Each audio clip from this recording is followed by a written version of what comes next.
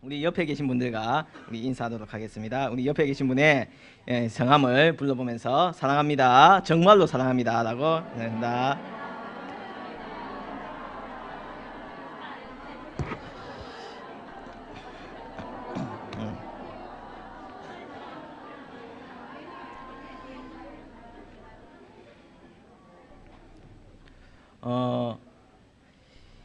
영국 문학협회라는 곳이 있습니다. 영국에서 그 문학 작가들이 이렇게 뭉쳐져 있는 그런 하나의 단체인데, 이 단체가 지구상에 있는 여러 나라들을 이제 조사를 해가지고 영어를 쓰지 않는 나라들 한 100개 정도의 나라를 조사를 했습니다. 그 100여 개 국의 영어를 쓰지 않는 한 100개의 나라들을 조사를 해가지고 그 나라 사람들에게 가장 아름다운 영어 단어가 무엇입니까? 라고 조사를 했습니다. 그 단어가 뭐가 있습니까? mother였습니다. mother였습니다. 비단 영어권뿐만 아니고 비영어권뿐만 아니고 그 영어권에서도 역시 그 어머니라는 그 mother라는 그 단어가 정말 아름답게 느껴지고 또한 따뜻하게 느껴지는 그런 단어입니다. 이 따뜻하다는 건 참 좋은 거 아닙니까? 맞죠? 따뜻한 물에 몸을 담그고 있는 것도 좋고, 그리고 추운 겨울날 따뜻한 차 한 잔 마시는 것도 기분 좋고, 사람의 손을 잡았을 때 따뜻한 온기가 느껴지면 얼마나 좋습니까? 그 모든 것을 다 우리 어머니가, 그 어머니란 그 단어가 다 포함이 되어 있습니다. 2위는 아버지였으면 얼마나 좋겠습니까? 근데 아버지가 아니고 열정이라고 합니다. 패션. 열정이 있다는 것은 정말 대단한 거죠. 삶의 의욕이 있다는 겁니다. 그리고 힘이 들고 내가 정말 피폐해진다 할지라도 내 정신만큼은 열정을 가지고 있어서 그 모든 것을 일으켜 세울 수 있고 다시 해나갈 수 있는 그것을 결정적인 것을 다시 부여해 주는 것이 바로 열정입니다.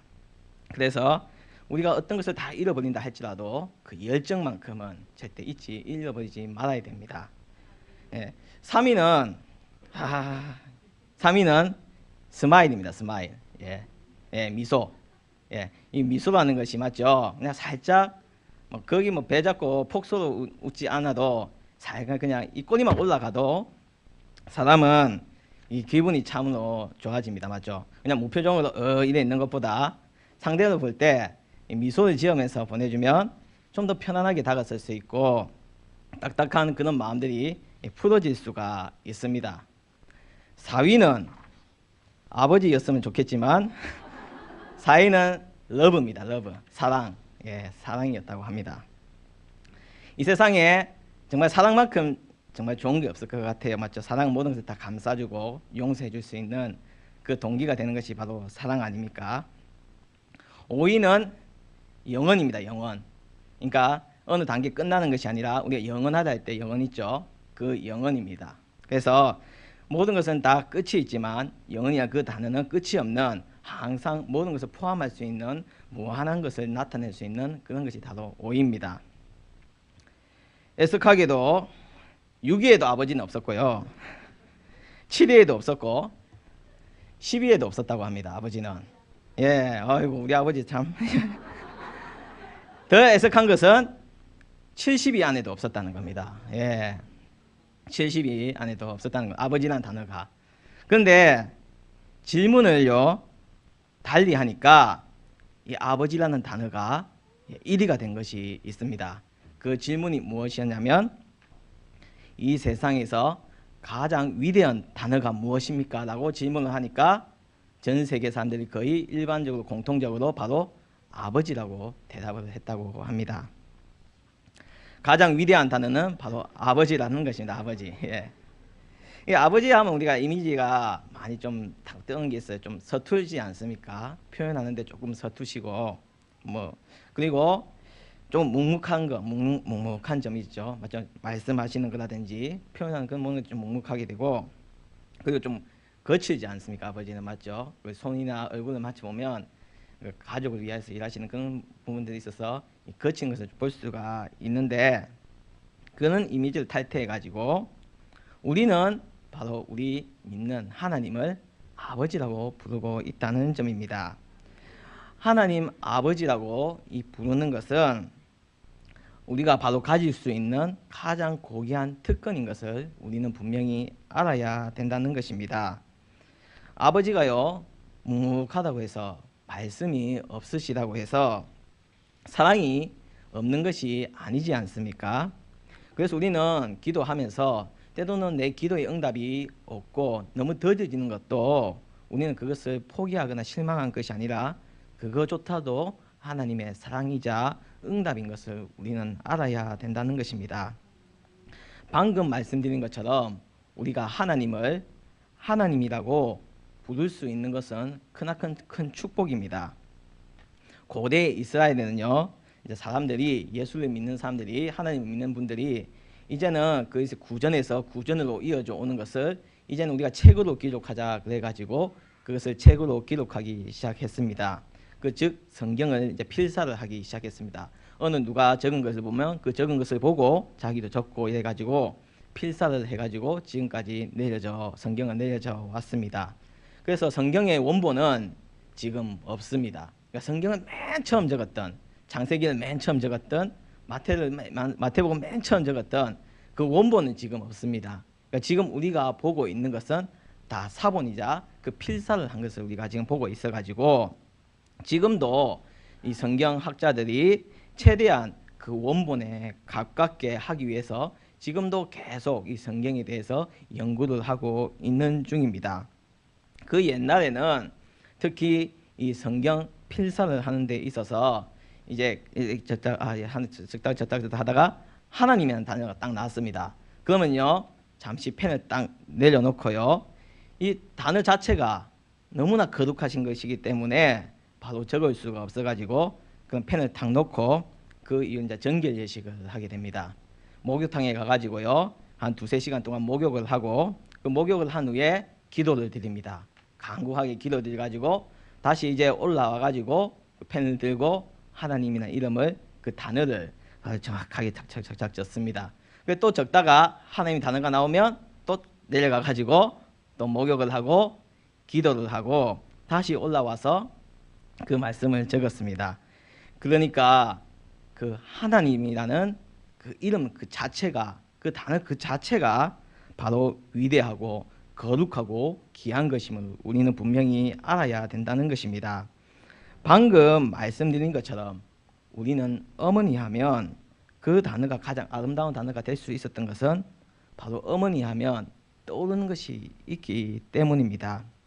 하물며 어머니의 사랑이 정말 큰 사랑이라고 하지만 그 어머니의 사랑보다 훨씬 크고 말로 표현할 수 없을 정도로 큰 사랑을 보여주신 분이 바로 우리 하나님이시라는 것을 우리는 분명히 알아야 된다는 것입니다. 시를 좋아하시는 분들도 있을 것입니다. 그 중에 제가 좋아하는 시가 몇 가지가 있는데 김춘수의 꽃이라는 시가 있습니다. 그 책을 시를 읽어보게 되면 내가 그의 이름을 불러주기 전에는 그는 하나의 몸짓에 지나지 않았다. 내가 그의 이름을 불러주었을 때 그는 나에게 와서 꽃이 되었다. 내가 그의 이름을 불러준 것처럼 나는 이 빛깔과 향기에 알맞는 누가 나의 이름을 불러다오 해서 이는 시가 있습니다. 즉 우리 이름에는요 힘이 있고 바로 생명력이 있다는 것입니다. 우리의 이름에 힘을 불어넣어 주시고 바로 우리가 생명력이 있게 약동하게 해주시는 분은 바로 우리 하나님이심을 우리는 분명히 알아야 된다는 것입니다. 그래서 우리는 하나님의 놀라우신 계획과 뜻을 담고 있어서 하나님께서 우리의 이름을 불러주실 때 더 담대하게 이 세상 가운데서 나갈 수가 있는 것입니다. 누군가가 정말 내가 좋아하는 사람이 있는데 그 사람이 내 이름을 기억하여 불러준다면 그것보다 정말 기쁜 것이 어디 있겠습니까? 맞죠? 그런데 하나님께서 바로 내 이름을 불러주신다면 정말로 기쁠 것입니다. 하나님은 지금도 우리를 부르고 계십니다. 나에게 오라고 지금도 부르고 계십니다. 병든 자여 내게 오라 그랬고 수고하고 무거운 짐진자들아 다 내게 오라고 말씀하셨습니다. 잘나고 출세하고 인생 역전한 사람들만 부르시는 것이 아니라 힘들고 지쳐서 도저히 일어설 수 없는 그런 자들에게 이름을 부르시면서 오라고 말씀하십니다. 병든 자, 수고하는 자, 힘든 자, 무거운 짐진 자, 아무도 그들 떠보지 않는 자들입니다. 소외당하고 외면당한 그런 자들입니다. 그런데 우리 주님만큼은 그런 자들을 불러서 함께 가시고 그 삶의 무게를 덜어주신다는 것입니다. 이 수고하고 무거운 짐진 자들이 이때 시대 당시에 그뿐만 아니라 바로 우리들입니다. 때로는 우리의 고민거리와 우리의 모든 걱정거리들을 다 가지고 있는 것을 우리 주님께서 우리를 불러주셔서 그 모든 것을 함께 져주시고 함께 걷고 계시고 나를 불러주셔서 그것을 해결해 주신다는 것입니다. 그래서 이제 그것을 내려놓고 나를 믿고 따르라고 바로 우리 주님은 말씀하고 계십니다. 그래서 우리는 항상 기억해야 됩니다. 항상 생각해야 됩니다. 하나님은 나에게 있어서 어떠한 분이신지를 우리는 분명히 생각해야 된다는 것입니다. 어떤 분으로 기억되고 있는가? 어떤 분으로 생각되어지고 있는가? 우리가 부르고 있는 이 분이 바로 어떤 분인지를 우리는 분명히 알고 있어야 된다는 것입니다. 오늘 이제 설교하기 전에 찬양 불렀죠. 몇 장입니까? 529장 우리 불렀지 않습니까? 그 가사를 살펴보니까요. 가사가 정말 좋더라고요. 1절을 보니까 온유한 주님의 음성 내 귀에 쏙삭이네 내 마음문을 두드리니 곧 주님을 영접하라 이렇게 되어 있습니다. 주님께서요 그냥 야 광아 이렇게 부르는 게 아니라 광아 이러면서 이게 우리에게 언제나 온유한 그런 목소리와 우리를 언제나 다그치시면서 하는 것이 아니라 부드럽게 내 귀에 쏙삭인다고 말씀하고 계십니다. 그러니까 그냥 막무가내로 부르시는 것이 아니라 하나님께서는 언제나 나를 온인자하게 생각하시면서 나를 따뜻하게 맞아주시는 것이 베이스에 깔려져 있다는 것입니다. 그래서 그 이후로 우리 예수님은 그 다음 내 마음문을 두드린다고 했습니다. 정말 말이 멋지지 않습니까? 내 마음을 두드린다. 마음을 두드린다는 거예요.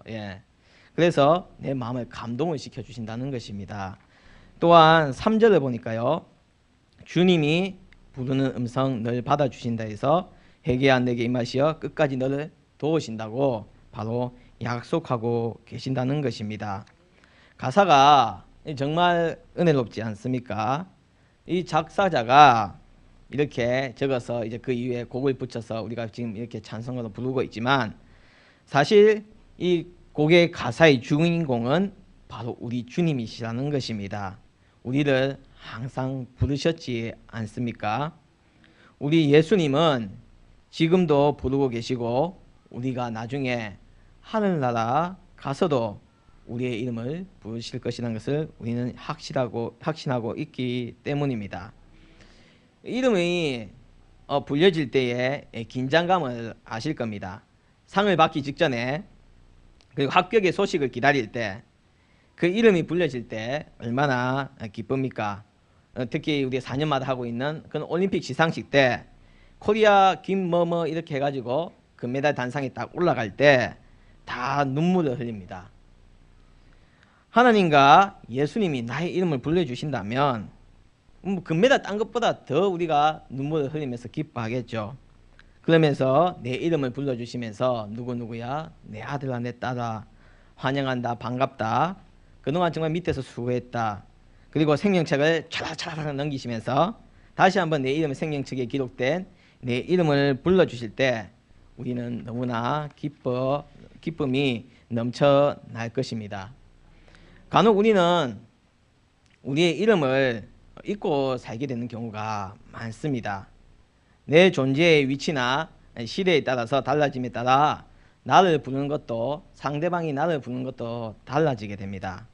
어릴 적에는 자기 이름을 이게 불러주다가 자기 이름이 좀 어렵거나 부르기 힘들면 집에서 막 예명을 부르지 않습니까? 부르기 편한 이름으로 예명을 막 부르다가 시집 가서는 요즘은 잘 안 하는데 많이 얘기해서 양산에서 그 이제 결혼해서 이제 뭐 부산으로 갔다 그러면 양산 새댁이라고 불렀고 그 이후에 아이를 낳으면 누구누구 엄마, 누구누구 아빠 이러면서 그 자신에 대한 이름의 존재가 조금씩 약해집니다. 누구누구의 엄마, 누구누구의 아빠에 그렇게 살다가 하지만 누군가가 내 이름을 불러줄 때 나의 존재감을 다시 찾게 된다는 것입니다. 하지만 그 이름이 불러지지 않는다 해가지고 내 존재가 없어지는 것이 절대 아니라는 것을 우리는 분명히 알아야 됩니다. 바로 예수님은 그 이름조차도 십자가에 못 박혔지만 아직까지도 그 이름의 힘은 우리에게 작용하고 있는 것처럼 영원히 기억되고 있듯이 우리 하나님만큼은 언제나 나의 이름을 불러주시면서 언제나 내가 기쁠 때도 불러주시고 슬플 때도 불러주시고 간절히 구하고 외치는 그 순간까지도 내 이름을 불러주시면서 위로해 주신다는 것입니다. 그래서 우리는 언제나 그 이름을 불러주시는 하나님께 감사하며 그 길을 따르는 자가 되어야 된다는 것입니다. 아까 우리가 제가 봤었던 그 529장을 아까 우리가 한글 가사로서 봤는데 원래 가사는 그 영어로 되어 있습니다. 그래서 그것을 찾다 보니까 영어는 어떻게 되어 있을까? 원래 그 영어 시로서는 어떻게 되어 있을까 보니까 그것을 이제 직역을 하면요. 우리는 온유한 주님의 음성 이렇게 되어 있지 않습니까? 근데 직역은 보면요.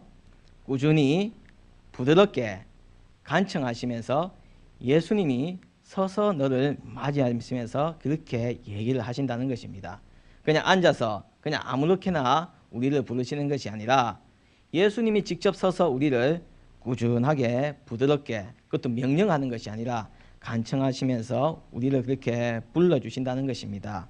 또한 3절에서도 말했듯이 그리고 상냥하고 그리고 인정 많게 은총을 베푸면서 우리를 부르시고 계신다는 것입니다.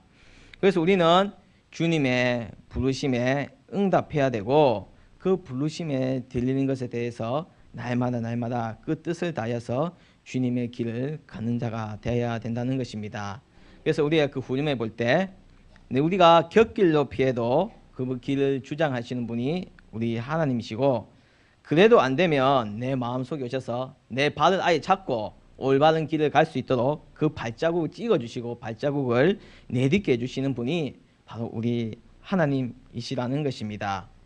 하나님은 언제나 내 이름을 불러주십니다. 부르시는 가운데 날 쓰시고자 하십니다. 부르시는 가운데 한 명이라도 구원하시고자 합니다. 부르시는 가운데 우리에게 복 주시고자 합니다. 그래서 우리는 그 부르심에 주님의 일은 시작되는 것을 우리는 분명히 알아야 된다는 것입니다. 부르시는 가운데 바로 주님의 일은 시작이 되는 것입니다. 그래서 우리가 흔히 주님 일 하는 것을 소명이라고도 하고 사명이라고 하지 않습니까? 이 소명을요 영어로 하면 아시다시피 미션입니다. 미션. 예, 미션. 이면 그냥 뭐 군인이나 특파원들한테 미션이라고 하면 임무이지만 이것이 이제 크리스천들에게는 이것이 소명이나 뭐 선교도 되고 이게 되는 거. 또 다른 소명의 뜻은 무엇이냐면 콜링이라고 있습니다. 콜링. 콜은 뭡니까? 부른다는 것입니다. 부른다. 누가 부르신다? 하나님이 부르신, 주님이 부르시는 것이 바로 소명이 되는 것입니다. 그래서 또한 사명이라는 것은요 로얄 서먼스라 해가지고 로얄은 왕족을 뜻하는 것이고 서먼스는 바로 출두를 명하는 것이 그것을 말하는데 바로 왕께서 출두를 명하는 것이 바로 사명이라는 것입니다. 우리의 왕이 누구십니까? 바로 우리 주님이지 않습니까? 주님이 우리에게 명하시고 하라고 말한 것이 바로 사명이라는 것입니다.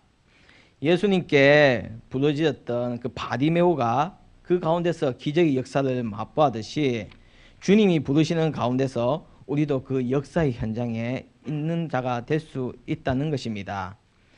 왕이신 우리 주님이 부르시면 그것이 바로 사명이고 지금 내 이름을 부르시면서 주님의 일을 시작함으로써 우리는 그 주님의 길에 그 반열에 이루어져서 주님과 더불어 그 길을 할 수 있는 조금이나마 미약하지만 주님과 함께 걸을 수 있는 그런 자로 나갈 수가 있다는 것입니다. 우리 다 아시다시피 이제 4데이가 시작이 되었습니다. 아직 저는 이제 4데이에 대해서 아무것도 지금 모르고 있는 상태입니다. 아무것도 모르고 서툰 저이지만 준비하시는 여러분들의 모습을 보면서 생각한 점은 그 한 사람 한 사람 이름을 위하여서 그 종이에 적어내고 기도하겠다고 이렇게 명단 제출하신 것을 보게 되면 이것이 바로 하나님의 일이구나 생각하는 것을 우리 생각할 때마다 큰 도전을 받고 은혜를 받습니다. 우리가 그 적어낸 명단을 통해서 이제는 하나님께서 우리를 부르신다면 우리가 적어낸 우리가 목표로 한 우리가 이끌어낸 그분들을 위해서 이제는 하나님께서 그분들을 불러서 쓰셔야 된다는 것입니다. 이제 우리만 하나님께 불릴 것이 아니라 이제 성도 여러분이 적어주신 그분들의 이름도 이제 하나님께 같이 불러져서 다 같이 기쁨의 길로 나가야 된다는 것입니다. 부르시기에 우리는 따라가면 됩니다. 아니 그래도 지도자고 어느 정도 위치에 있으면 그래도 남자라면 한번 죽이 되든 밥이 되든 당당하게 이끌고 나가야 되지 않겠나 하는 그런 생각하는 사람도 있을 것입니다. 하지만 그것은 단순히 우리 생각이고 우리의 목자이신 우리의 주님만 따르면 되는 것입니다. 목자들이요 신호를 양에게 보내면 양은 그 소리를 듣고 모이기도 하고 흩어지기도 합니다. 신기하게도 그 소리를 달리하면 그 소리에 따라서 다 행동을 하게 됩니다.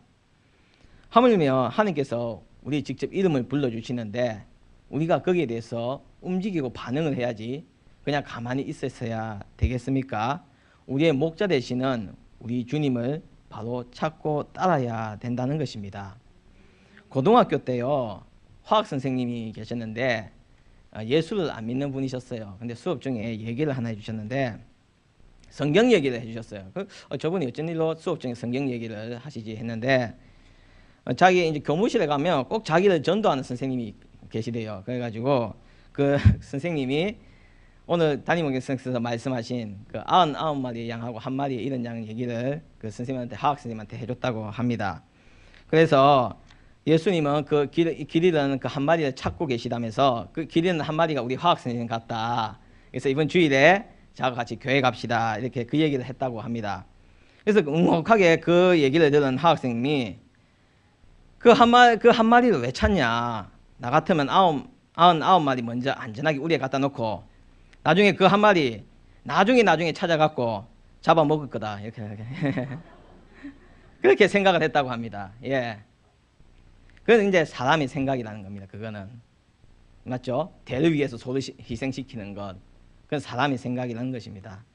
하지만 우리 예수님은 건강하고 활기차고 그 99마리의 양을 보살피고 찾는 분이 아니시라 어리석고 무능하고 볼품없고 혼자서는 할 수 없는 그 양을 찾으셨다는 것입니다. 우리의 존재가 약하고 부족하다 할지라도 예수님은 나를 부르시면서 찾습니다. 그리고 그 길 잃은 한 마리 양을 찾았을 때 감격의 눈물을 흘리시면서 이 녀석아 그동안 어디 있었니 하면서 그 양을 푹 안아 주실 것입니다. 그것도 모자라 성경에서는 그 양을 어깨에 메고 갔다고 했지 않습니까? 그 말이 어깨에 메는 거지. 여러분 야생에 있는 그 씻지도 않은 그 양 사실 얼마나 냄새도 나고 맞죠? 지저분하고 맞죠? 그렇지 않겠습니까? 그리고 그 양을 내 머리에 탁 걸쳤으니까 그대로 막 그것이 다가왔을 건데 그런데도 예수님은 좋다고 막 끄끄끄 웃으시면서 막 좋다고 한 마리 찾았다면서 기뻐 날뛰시고 돌아오시는 분이 바로 우리 예수님이시라는 것입니다. 이제는 나를 부르시는 예수님을 우리가 귀 기울여 들읍시다. 이제는 내 이름을 불러주시는 예수님께 감사를 드립시다. 이제는 내 이름뿐만 아니라 비록 지금은 길 잃은 그런 한 마리의 양이지만 이제 그 길 잃은 양 한 마리 이름도 불러주고 계시는 우리 주님이 계심에 우리가 이 뽀데이를 기쁘고 감사하게 준비해야 할 것입니다. 단 한 명이 이 자리에 와서 예배를 드린다 할지라도 예수님은 그 한 명을 보시고도 크게 기뻐하시고 그러니까 언제나 우리에게 큰 복을 더하여 주실 줄 믿습니다. 예수님이 부르실 때 따라가십시오. 그것이 바로 우리의 사명입니다. 기도드리겠습니다.